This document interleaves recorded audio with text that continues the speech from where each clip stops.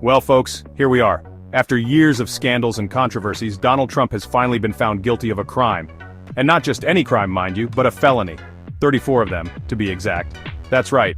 The former leader of the free world, the guy who once boasted he could shoot someone on Fifth Avenue and not lose any voters, is now a convicted criminal. The charges stem from hush money payments made during the 2016 presidential campaign to adult film star Stormy Daniels. These payments, which Trump has long denied, were designed to silence Daniels about an alleged affair. The jury ultimately found Trump guilty of falsifying business records to conceal these payments. Now you might be thinking, John, hush money? Falsifying business records? This seems like small potatoes compared to, inciting an insurrection, and you'd be right. But as we all know, the wheels of justice grind slowly, and sometimes you have to start with the smaller offenses before you can go after the bigger fish. This verdict is a watershed moment in American history. It's the first time a former president has ever been convicted of a crime.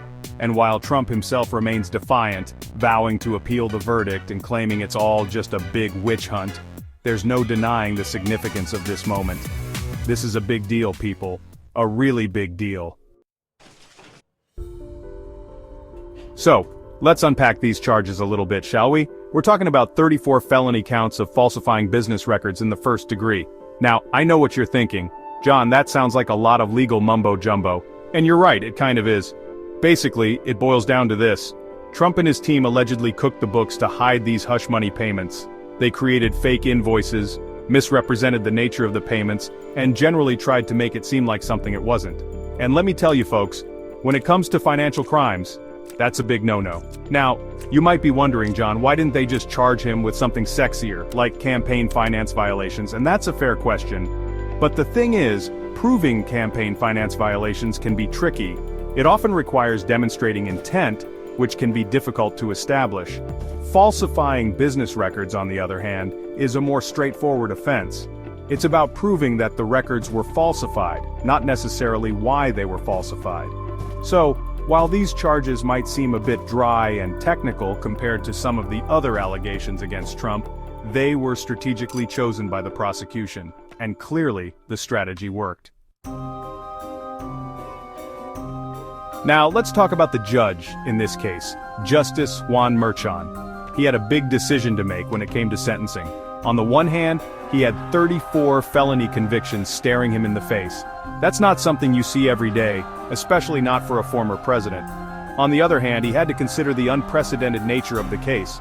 Never before had a U.S. president been convicted of a crime, let alone face sentencing. It was uncharted territory, and any decision he made was going to be scrutinized and debated for years to come. In the end, Justice Merchan decided on a sentence of unconditional discharge. That means no prison time, no probation, no fines. Essentially, it's a slap on the wrist. Now, I know what you're thinking. John, that doesn't seem fair. 34 felonies and he walks away scot-free? And I hear you. It does seem a bit lenient, especially considering the potential severity of the charges.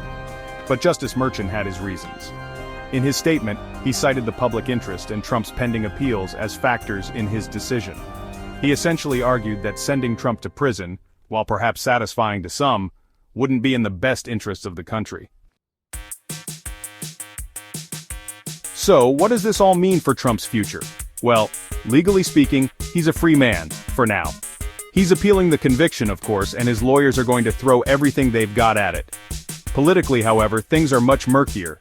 This conviction, even without jail time, is a stain on his legacy, a permanent asterisk next to his name in the history books. It remains to be seen how this will impact his future political ambitions, but it's hard to imagine it helping. But perhaps more importantly, what does this mean for America? This whole saga has been a stress test for our democracy, a stark reminder that no one, not even a former president, is above the law. And while the verdict and sentencing might not have been everything some people hoped for, it's important to remember that this is how the system is supposed to work. The wheels of justice may grind slowly, but they do grind. And sometimes, that's the best we can hope for. So, there you have it, folks. A guilty verdict, a lenient sentence, and a whole lot of questions about the future of American politics.